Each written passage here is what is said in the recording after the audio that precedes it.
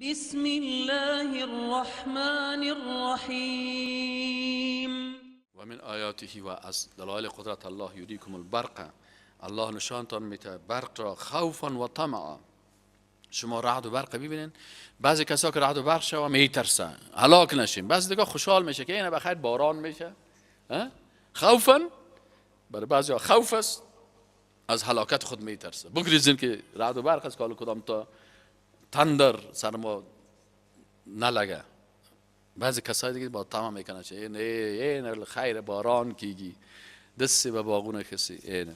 و ینزل من السماء، والله متعال نازل میکنه من السماء از آسمان ماء آب را فیحیی باز زنده میکند به توسط همی آب الله متعال الارض زمین را به قدرت خود بعد موت آبادی که زمین تکت تکه و پارچه پارچه و خراب شده بود خشک بود. ان فی ذلک یقینا که دهی ام لآیات دلایل قدرت الله هست لقوم بر قومی که یعقلون از عقل خود چیکار کار میگیرن.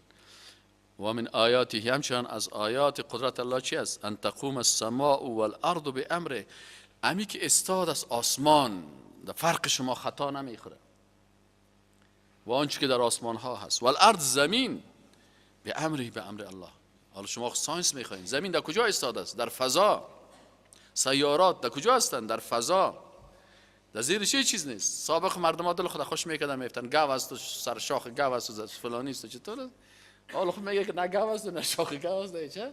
الله متعال میگه که الله ذاتی است که ان تقوم السماء که استاد کرده آسمان را والارض استاد میشه آسمان و زمین به امره به امر الله. ثم اذا دعاکم سپس وقتی که دعوت کند شما را دعوتا به یک دعوت من الارض از زمین، مجردی که الله امر کنه بر زمین اذا انتم تخرجون باز یک دفعه ناگهان شما ایره اذای فجائیه میگن که به معنای ناگهانی هست، یعنی فجأتا یک دفعه به امر الله همین چیزی که در زمین هستی کلش مبرایه. وله من فی السماوات، توحید در تصرف است. ای مردم توحید بفهمین که الله مالک متصرف است. وله من فی السماوات، تمام آنچه که در آسمان ها و زمین هست فی السماوات والارض مالکی متصرفی از الله هست. کل له قانتون، کل مخلوقات برای الله چی هستند؟ فرمان بردار هستند. و هو الذی، و الله ذاتی است که یبدأ الخلق ثم یعیده، آغاز خلقت او کرده، اعاده خلقت دوباره پس اعاده او میکند. و هو اهون علیه، اینمی قسم که خلق کردن اولی شما برای الله بسیار آسان بود، اینمی قسم برگشتاندن شما برای الله بسیار آسان است. وله المثل الاعلی فی السماوات والارض، مثال بسیار عالی برای الله هست در آسمان ها و زمین. چی معنی مثال بسیار عالی است؟ که یعنی عظمت، کبریا، قدرت، جلال. اینی مثال های عالی است که برای الله شایسته هست که در آسمان ها و زمین برای الله گفته میشه. این مثال های احمقانه که شما میگین عاشق و معشوق و خمار و فلانی، یا به ذات الله متعال الحاد است، از این گپا دوری بکنین. این مثال های ضعیف برای الله چیز نکنین. و هو العزیز الحکیم، الله العزیز و ذات بسیار غالب است. یغلب اعداءه، مغلوب میسازه کی را؟ دشمنای خود را. و الحکیم و بسیار با حکمت است در احکام خود. ضرب لكم مثلا من انفسکم، الله متعال وقتی که یک مثال بر شما بیان میکنه از نفس خودتان بیان میکنه. ببین از این کافرها میگه که مثلا یک مثال میته برای کافرها، میگه خب همین تو کافر وقتی که توی بت مقایسه میکنی با امرای الله، آیا خودت که خوب خانه داری و جای داری و قدرت داری به امرای از این غلامکت که نه خانه داره نه پیسه داره، تو خودت مثلا میلیونر هستی، میلیاردر هستی، پیسه داری و این صاحب لپتاپ بسیار بزرگ پیش رویت ماندگی است و آیپدت اینجا ماندگی است و موبایل های بسیار لوکس لوکس پیش رویت اینجا ماندگی است و غذاهای بسیار خوب خوبشی ماندگی است و دفتر بسیار در بلند منزل، دفتر بسیار در مارکت تجارتی و سوپرمارکت تو همه چیز داری. آیا تو امی خود مساوی میکنی با امرای یک جوالیگه یا یک آدمه که فقیره که زیر دست تو کار میکنه، که باز عین قدرت و صلاحیتی که تو داری که در یک امضایت مثلا $200,000 مثلا چک امضا میکنی، باز بی صلاحیت با مو خادمت میتی و خادم بیچاره را یک 5,000 4,000 معاش میتی. این کار میکنی؟ الله متعال میگه که در قسمت خود نمیکنی. باز چطور میخیزی؟ یک کسی که بت است، حق زندگی خود نداره، یا در قبر است، امی خاک از روی خود دور کردن نمیتونه، باز تو میخیزی ایره با ذات ذوالجلال چی میکنی؟ مساوی قرار میتی. آیا این معقول است؟ الله متعال میگه ضرب لکم، مثلا الله متعال بر شما یک مثال را بیان میکنه، من انفسکم، از نفس خدا، هل لکم، آیا برای شما هست، مما ملکت ایمانکم، از آنچه که مالک باشد دستایتان، غلامایتان، کسایتان زیر دستایتان، خدمتگارایتان، من شرکا، شریک شما هستن؟ آیا او را در قوت و قدرت و مال خود شریک میسازی؟ برای او بیچاره یک چند هزار ماش میتی. فی ما رزقناکم، در آنچه که ما الله میگه ما شما رزق دادیم، فانتم فیه سواء، که باز شما در او مساوی باشین. تخافونهم کخیفتکم انفسکم، امی قسم از اونا بترسید مثل که از خودتان دیگران میترسن. امی قسم که تو صلاحیت و قدرت داری، ایره به او خادمتان میتی که مردم باز امی قسم که از تو میترسن از اون بترسن. وقتی که این کار برای خود نمیکنی، نوکرت با خود مساوی فکر نمی کنی، خودم میگی من میلیونر هستم، مالک هستم، قدرت دارم، سیاستمدار هستم، او بیچاره خادم است، ای که ای کار میکنی؟ پس وقتی که کار نمیکنی، کذالک نفصل الآیات، باز الله متعال میگه ای کار چطور یک مخلوق عاجز با خالق ذوالجلال عظیم قدیر قدرتمند به همراه از تو مثلا الله میگه کذالک، این قسم مثال ها را بیان میکنیم لقوم یعقلون، برای کسایی که حداقل چی داشته باشن، عقل خود استفاده مثبت بکنن، معقول باشن. بل تبع الذین ظلموا، بلکه مشکل از اینا چی است؟ مشکل از اینا متابعت است از خواسته های نفس. سر کسی که نفسش غلبه کرد، همون شعر که ما شما خواندیم که دوبنده من که حرص و آزند، بر تو همه عمر سرفرازند. بعضی کسا هست که بنده نفس خود است، باز اون معقولیت از پیشش میره. کسایی که غلام نفس خود هست، حاکمش نفسش است، بازی از عقل خود کار نمیگیره. شما هم وقتی که نفستان سرتان غلبه کنه، نه عقل از یادت میره. باز خوب که یک گناه را کردی، باز آخر گناه میگی که وی چه اشتباه کردم، کاش که نمیکردم. خامی عقلت پیش ازی، او وقت نفس سرت غلبه داشت. الله متعال میگه بلکه همین مردم ها که هستن اتبع مطابقت میکنن، الذین، کسانی که ظلم کردن، یعنی شرک آوردن. این مشرکین چی مشکل دارن؟ میگه یا مطابقت از اهواهم میکنن، از خواسته های نفسی خود میکنن، بغیر علم، بدون علم. فمن یهدی من اضل الله، باز کی هدایت میکنه؟ من کس را که اضل الله، الله را گمراه کرده باشد، و ما لهم من ناصرین، نیست بر از اینا کدام نصرت کننده. بعد از اینکه الله متعال دلایل قدرت خود بیان کرد، عالم میگه که شما مسلمان هایی که مثل مشرکین مطابقت از نفستان نمی کنین، بلکه از کتاب الله و سنت رسول الله مطابقت میکنین، چی کنین؟ فاقم وجهک، پس قائم بکو، استوار بساز. وجه روی میگن، وجهک یعنی روی خود را، اینجا جزء بیان کرده به اراده کل، یعنی خوب استوار بساز تمام اعضای بدنت، قلبت، چشمت، دستت، پایت، رویت، کلش. به چی؟ لدینه، به او دینه که حنیفا، دین پاک است از شرک، دینه که در او هیچ چیزی از شرک نیست. در قرآن و سنت چیزی از شرک، وقتی که قرآن و سنت مطابقت کنی، این چیز در مغزت نمیمونه، پاکت میسازه، حنیف، خالص، آری از شرک میشی. فطرت الله التي فطر الناس علیها، این قرآن که است مطابق فطرت هست که انسان به مو خلق شده. انسان وقتی که فطرت خوب و سالم داشته باشه، در فطرت سالم از او شرک نمی باشه، ایمان فطری می داشته باشه، اخلاق فطری می داشته باشه، انسانیتش فطری می باشه، بغض و کینه و ایگپا نمی باشه. انسان که از فطرت خارج شد، باز بعد از اون زشتی ها در وجود ازی داخل میشن. فطرت الله، همون فطرت سلیم الله که فطرت ایمانی است، التي، او فطرت که فطر الناس علیها، الله متعال خلق کرده مردم به می فطرت که الله متعال گفت الستو بربکم قالوا بلا، کلی گفتن بله تو رب ما هستی. بنان این فطرت ایمانی از کلگی هست. لا تبدیل لخلق الله، در خلقت الله در او تبدیلی نمیایه. کل بنده های الله در خانه یهود هم که پیدا شد ایمان فطری داره، در خانه نصارا هم پیدا شد، کلشان چی است؟ در دین الله و در مخلوق الله و در شریعت الله، در چیز الله تغییر نمیه. ذالک الدین القیم، اینمی دین، اینمی قانون و اینمی شریعت قیم استوار و درست است. ولکن اکثر الناس لا یعلمون، لکن مشکل چیست که اکثریت مردم نمیفهمن. شما مسلمان ها چه قسم باشین؟ منیبین الیه، ای انیبو منیبین الیه، یعنی انابت بکنید، رجوع بکنید به الله در حالی که شما رجوع کنندگان باشین. منیبین یعنی رجوع کنندگان باشین الیه، به سوی الله. واتقوه، و بترسین از الله. و اقیموا الصلاة، و برپا دارین نماز را.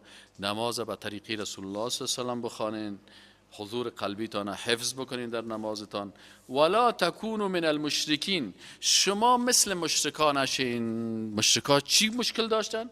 میگه مشرکان من الذین، او کسانی بودن که فرقوا دینهم، در دین خود تفرقه کردن، تقسیم خدا کردن. یکی نام خدا یک چیز ماند، دیگر نام خدا دیگر چیز ماند. او سکون این نام و لقب هایی که الله ایره برتان اختیار نکرده. فقط مسلمان، یکتاپرست، موحد، پیرو قرآن، پیرو سنت، رهبر ما رسول الله صلی الله علیه و آله است، خلاص اینمی شما را یک کتله خوب میسازه. مثل مشرکینی که در سابق تکت تک خدا کردن، تقسیم کردن که من فلان حزب هستم، من فلان گروه هستم، من فلان فلانی هستم. اوزو کنین این شما را از بین میبرن. و کانوا شیعا، و بودن گروه بودن. باز کل حزب، باز همین مشرکین که از باز چی دارن؟ هر حزبشان به ما لدیهم فرحون، باز همون حزب خود که بسیار خوشحال است. حزب ما بسیار خوب اساسنامه داره، خوب برنامه داره، خوب پروگرام داره. حزب شما چطور است؟ نه، حزب الله که کتاب الله و سنت رسول الله اساسنامه‌اش است، همین کفایت میکنه برای شما. و اذا مس الناس ضر دعوا ربهم، باز این مردم ها چی عادت دارن؟ وقتی که برشان یک ضرر برسه، تکلیف برسن، باز بسیار با عاجزی دعا میکنن به پروردگار خود. منیبینه، در حالی که رجوع میکنن، انابت میکنن، رجوع میکنن به الله. ثم اذا اذاقهم منه رحمتا، باز وقتی که رحمت الله سرشان آمد، صحت داشتن، عافیت داشتن، اذا فریق منهم، باز یک گروه از اینا چی میشن؟ به ربهم یشرکون، به الله شرک میارن. باز میگه بر ما وقتی که برش اولاد داد، باز نام اولادش هم میمونه فلانی داد. الله برش داده، باز نامش چی میمانه؟ باید الله داد میمانه. حالا چقدر نامهای دیگه هست که مخلوق داد. این بازی شرک است در رحمت الله. صحت خدا باز میگه خودم صحت من بودم، خودم خودت معالجه کردم، خودم می کردم، خودم فلانی رفتم. لیکفروا بما آتیناهم، تا که کافر شون با آنچه که برشان دادیم. فتمتعوا، بگذارشان که یا کافر شون، بگذار که تمتع بکنن. فسوف تعلمون، بکنین اینا کافر شوند. فتمتعوا، شما کافرایی که از دین الله دوری میکنین ببرین بعضی لذت ها را. فسوف تعلمون، شما ان شاء الله تعالی باز میفهمین. ام انزلنا، یایی که ما نازل کردیم علیهم بالایشان سلطانا. آیا یا استدلال میکنن که والا همین گپایی که ما میزنیم آیا اینا ما نازل کردیم؟ ام انزلنا علیهم، یایی که نازل کردیم بالایشان سلطانا، کدام دلیل را؟ فهو یتکلم بما کانوا به یشرکون، باز او سخن میگه با آن چیزی که در شرک می آوردن. الله متعال میگه دروغ میگه. ما بر کس نگفتیم که بت پرستی بکنین، قبر پرستی بکنین، انسان پرستی بکنین. و اذا اذقنا الناس رحمتا فرحوا بها، وقتی که ما برسانیم یا بچشانیم بر مردم رحمت را، فرحوا بها، خوشحال میباشن. و ان تصبهم سیئه، وقتی که باز برشان کدام بدی برسه، و بدی هم چرا میرسه برشان؟ به ما قدمت ایدیهم، به خاطر که دستای خودشان انجام دادن. امی اعمال زشتشان سبب چی شد؟ سبب امی بدحالیشان شد. اذا هم یقنطون، باز ناامید میشن. چرا میگه؟ امی اعمال که میره احوال میایه. حالا شما دیده باشین وقتی که یک نفر میخواد ترفیع کنه، وقتی که می اسنادای ازی بالا با مقامات میره، باز از طرف ورچی میایه رتبه میایه. کارهای اخروی هم همین قسم است. هر عمل نیکی را که تو بالا روان میکنی، سرتون همون حالت میایه.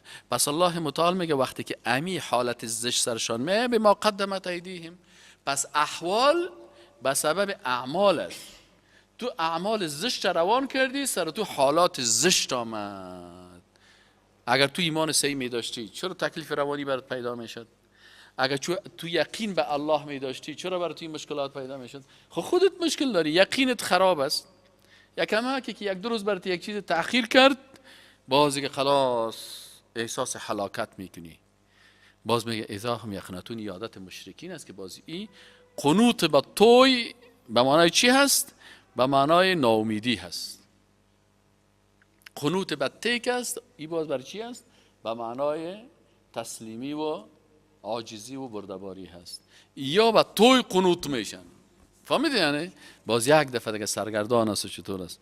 اولا میارم آیا این مردم عقیده خدا یقین خدا جور نکردن؟ جور کو یقینته.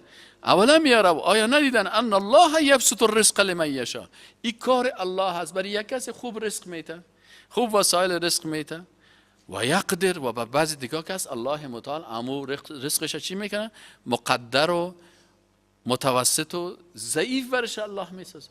یکی بسیار وسعت میته، یکی برش اندازش کم میسازه.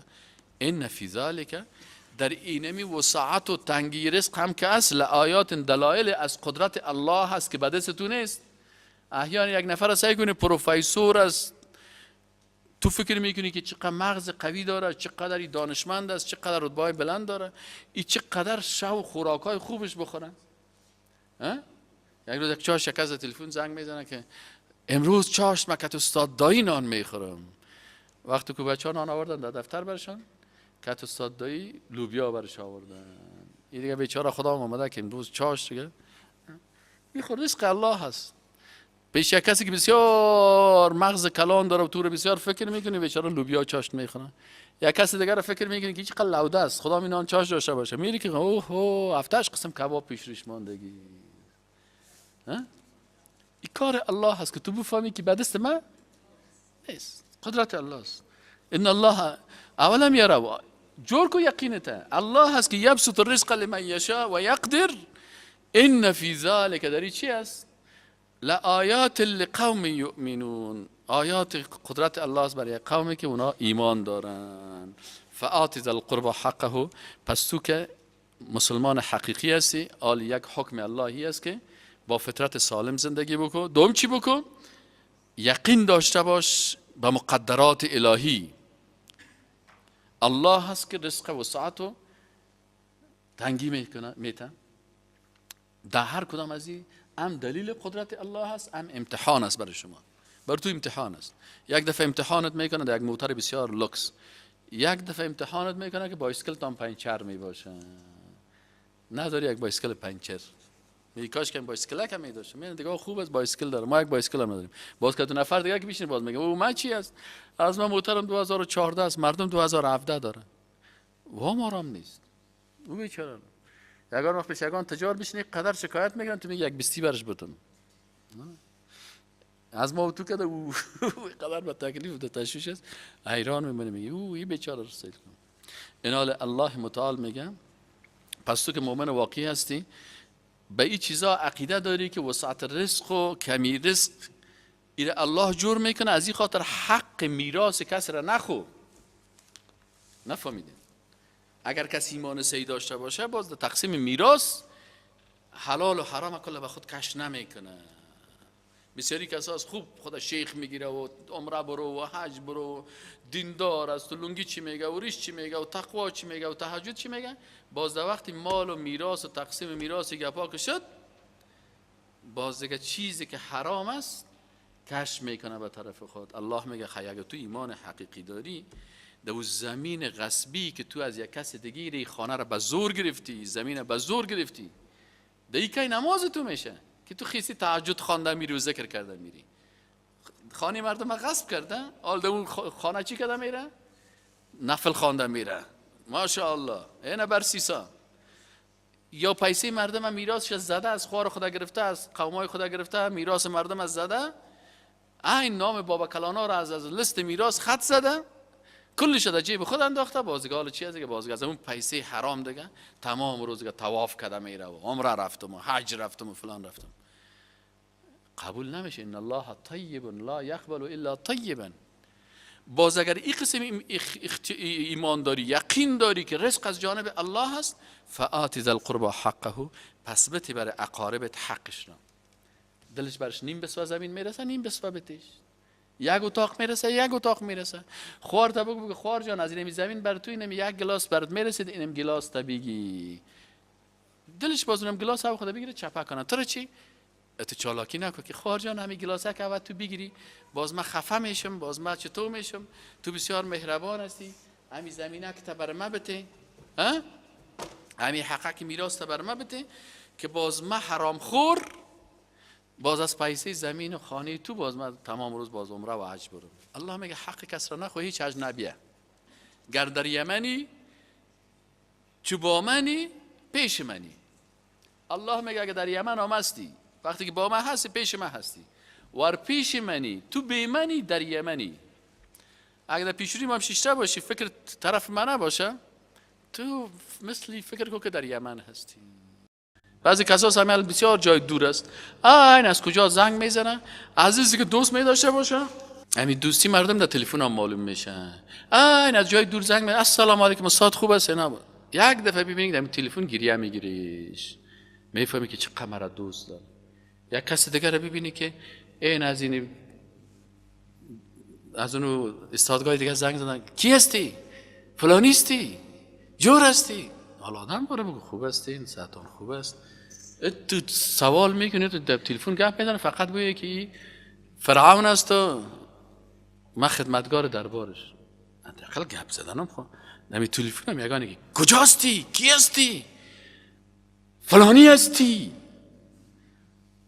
آخر من میگم که مثلا گلکی هستی، این موبایلش زنده گل میکنم، منال 50 زنگ دیگه بزن، تو حداقل می ادب گپ بزن. یگان تا دیگه السلام علیکم از می گپ زدن اتراش. از این خاطر کسی که مؤمن است، غریب است، فقیر است، ولو که حج و عمره کرده نمیتونه، تو خوب دیندار هستی نه، در روز قربانی کردن نتونستی، چی در دلت میگردن؟ کی جواب از یاد داره؟ همین غریبایی که قربانی نمیکنه این چطور میشه؟ یک حدیث دیگه است، رسول الله صلی الله علیه و آله یک دونه گوسفند قربانی کرده، گفتی از ما و از کی؟ از امت. تو که نداری رسول در قربانی رسول الله صلی الله علیه و آله شریک شدی، بس تو که نداره که قربانی بکنه کد کی شریک میشه؟ کد رسول الله صلی الله علیه و آله. چقدر خوبه در روز قیامت بخیزی که دیگه قربانیش یکیش گوسفندش دم نداشته و دیگه سای بزش لنگ بوده و دیگه چی بوده، از تو قربانی تمت لکس از کجا شد؟ تو قربانی تو جدول تو که رسول الله صلی قربانی از اون مقبول هم است، از تو قربانی لکس تر است. از این خاطر الله متعال میگه فآتی، پس بتی ذل قربا بر اقاربت حقه، چیشه بتی برش؟ حقشه. والمسکین، سر مسکین هم بخیلی نکو، بتی حق مسکین هم، و ابن السبیل بر مسافر هم حق شبته.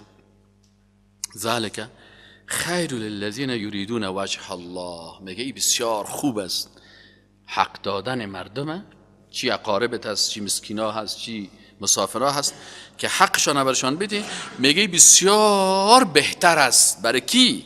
للذین یریدون وجه الله، کسانی که وجه الله را میخواین، رضایت الله را میخواین، مقصدشان الله هست پیش مرز.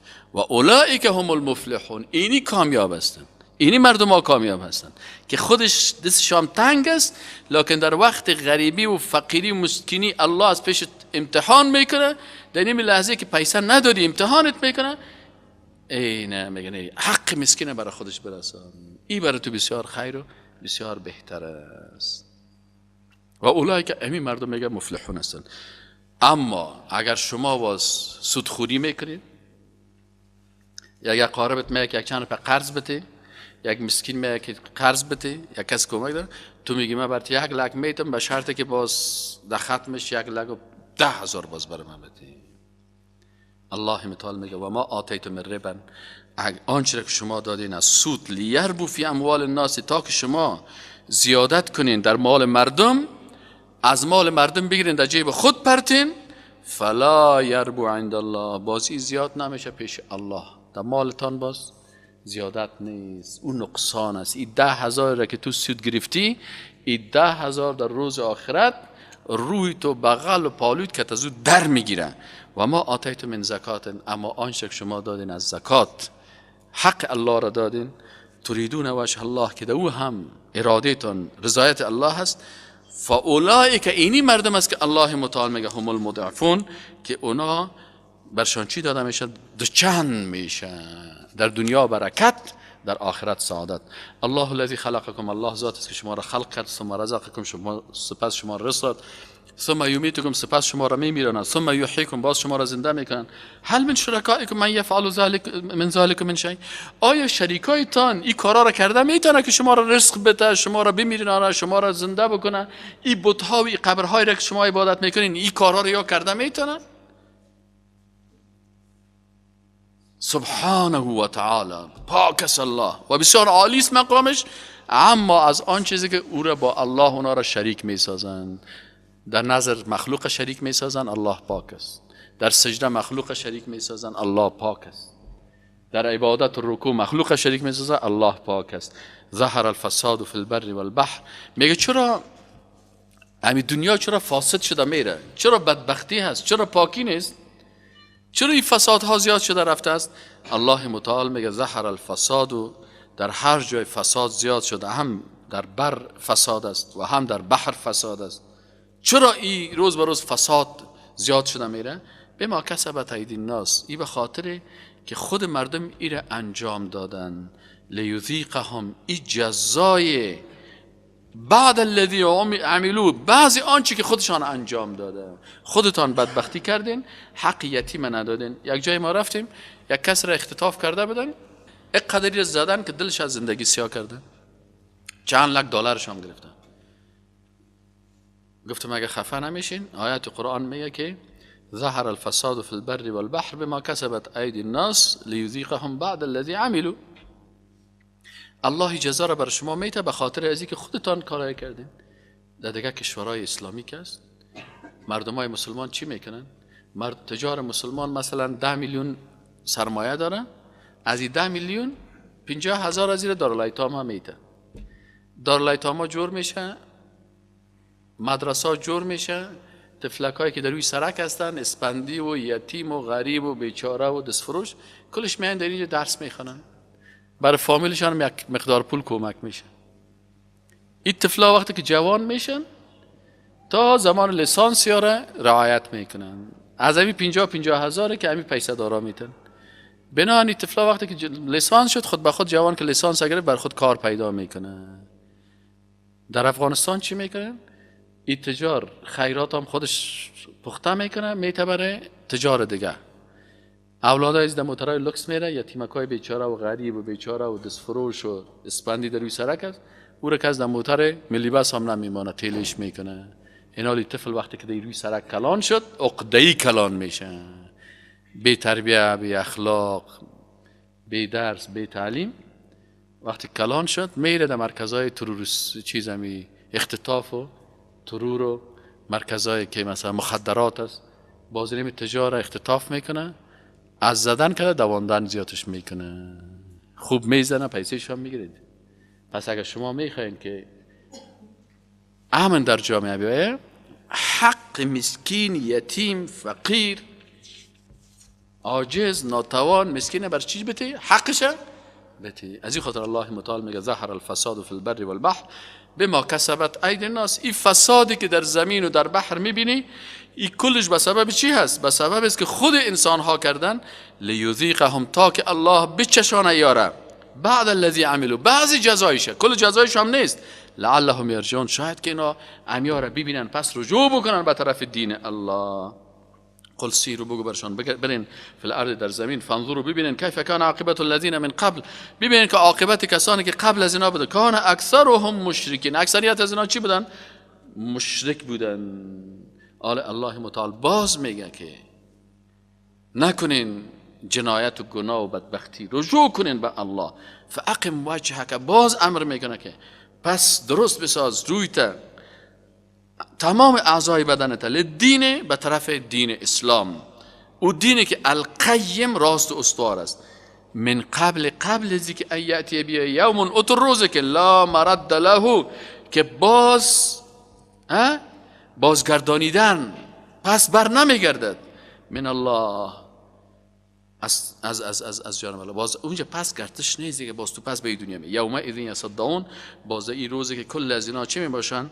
صداع میگیره ایشان، سرایشان درد می باشه و جدا میشن، جدا میشن.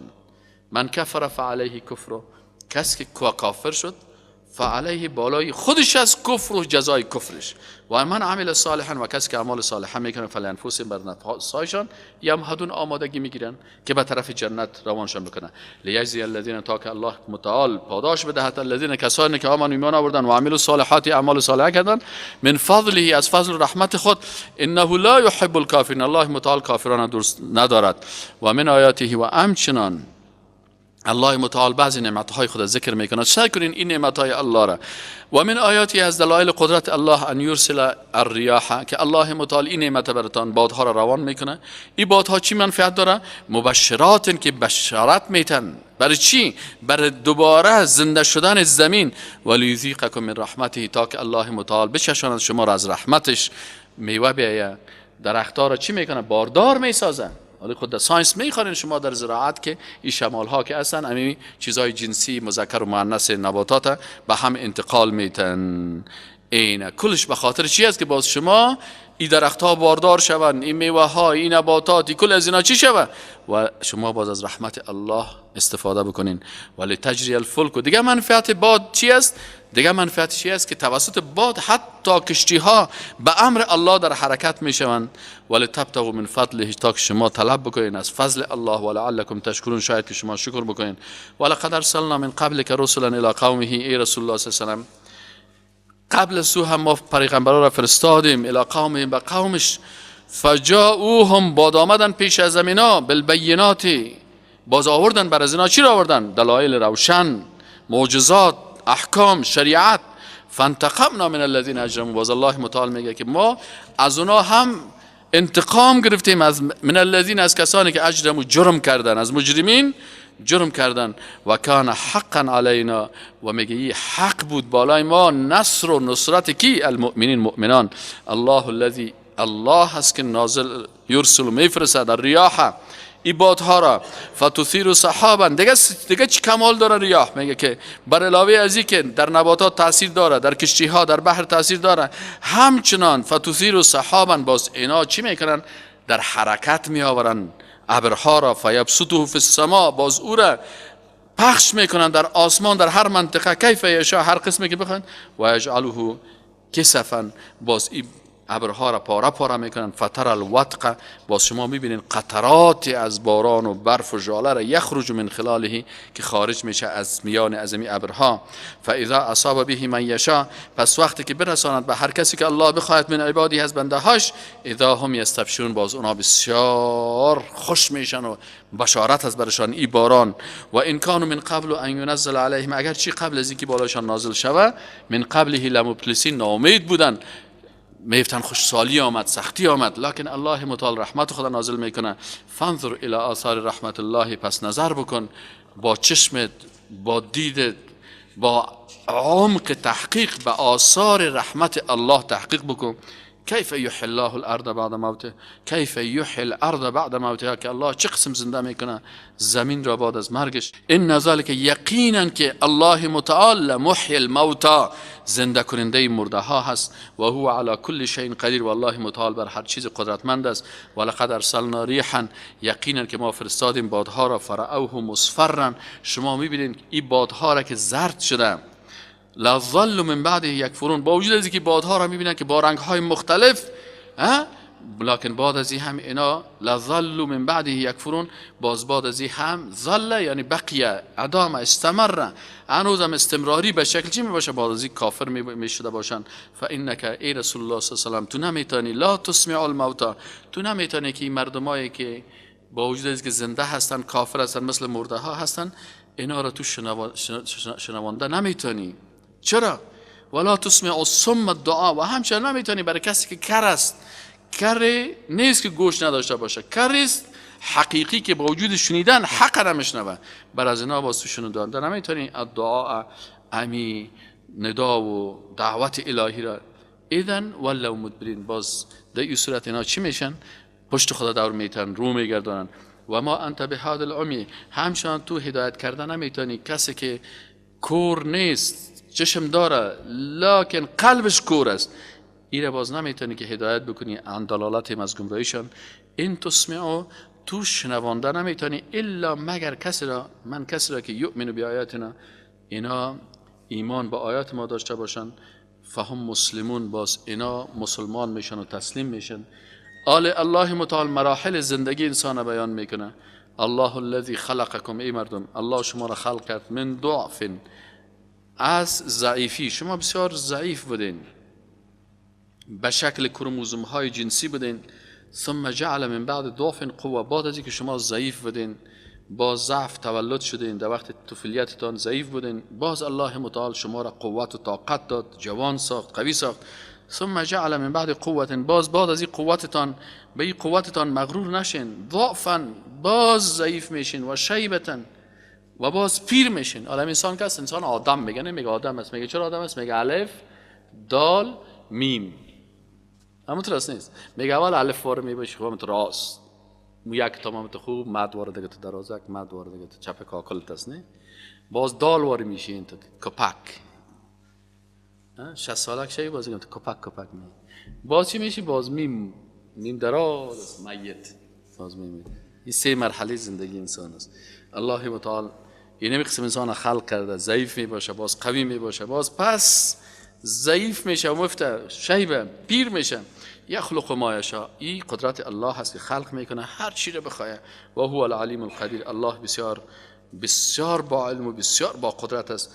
و یوم تقوم الساعه، و روزی که قیامت شوه، اینجا سعی کنید ساعت است نه، و یوم تقوم الساعه، و روزی که امو قائم شود ساعت قیامت، شاید در یک جای شب باشه، شاید در یک جای روز باشه، اما لحظه قیامت وقتی که بیایه، یقسم المجرمون، باز قسم یاد میکنن مجرما، چی میگن؟ ما لبثوا غیر ساعت، این زندگی دنیا یک ساعتک بود، یک ساعت ما زندگی کذالک کانوا یؤفکون. امی قسمیا دروغ میگفتن، همین قسمیا رویگردان بودن و دروغگوی بودن. و قال الذين اوتوا العلم، کسایی که برشان علم داده میشه و ایمان داده شدن، لقد لبثتم فی کتاب الله الی یوم البعث، او مردم این نیم ساعت نیست، شما با اساس تقدیر الهی که در کتاب الله هست، شما تا روز قیامت شما اینجا باقی ماندین. این مجرما فکر میکنن که ما البته یک ساعت دمی قبر ماندیم یا در برزخ ماندیم. الله میگه نه، شما در این مردمایی که علم داره میگه نه، شما در برزخ این بسیار زیاد، بعضی کسا سمیل صحابه در عالم برزخ 14 قرن است که هستن، 14 قرن. فهذا یوم البعث، این روز دوباره زنده شدن است، این اهل علم میگن.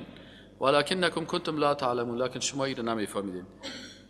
فیومئذ، پس روز قیامت، یوم لحظه که قیامت است، روزی که قیامت است، لا ينفع الذين ظلموا معذرتهم، باز منفعت نمیکنه برای کسایی که ظلم کرده معذرت خواهیشان، که ما معذرت میخواهیم، اشتباه کردیم و غلط کردیم و توبه کردیم و مسلمان میشیم. ولا هم یستعتبون، و نه هم توبه از اینا قبول میشه. ولقد ضربنا، الله متعال میگه در نتیجه، الله متعال میگه ولقد ضربنا للناس في هذا القرآن من كل مثل، میگه ما مثال بیان کردیم به این قرآن از هر مثال، از زمین، از آسمان، از سیارات، از کهکشان ها، از خلقت انسان، از خلقت حیوانات، از خلقت نباتات، از احکام و نعمت های مختلف، میگه کل مثال ها را الله متعال میگه ما بیان کردیم. ولئن جئتهم بآیه، و ای رسول الله صلی الله علیه و اگر تو بر از اینا کدام معجزه هم بیاری، لا یقولن الذين كفروا، باز همی کسانی که کافر هستن همی گپشان است که این انتم الا مبتلون، که شما نیستین مگر باطلگو یا دروغگو. کذالک، الله متعال میگه این جزا هست بر انسانهای بی ایمان که وقتی اینا دلایل شنیدن، حق برشان رسید، قرآن و سنت رسید، قبول نکردن، باز الله متعال در جزایش یار چی جزا میته؟ اینمی قسم میگه یطبع الله علی قلوب الذین لا یعلمون، الله باز مهر میگذاره به قلبهای کسانی که نمیفهمن و نمیخواهند که حق بفهمن. فاصبر ای مسلمان، ای دعوتگر اسلام، ای رسول الله صلی الله علیه و سلم، صبر بکن. ان وعد الله حق، یقینا که وعده الله حق است. ولا یستخفنک، و تو را بی صبر نسازه. الذین لا یوقنون، کسانی که به الله یقین ندارن، اینا تو را بی صبر نسازه. پس تو در صبرت ادامه بده. سبحانك اللهم و بحمدک، اشهد ان لا اله الا الله و استغفرک و اتوب الیک.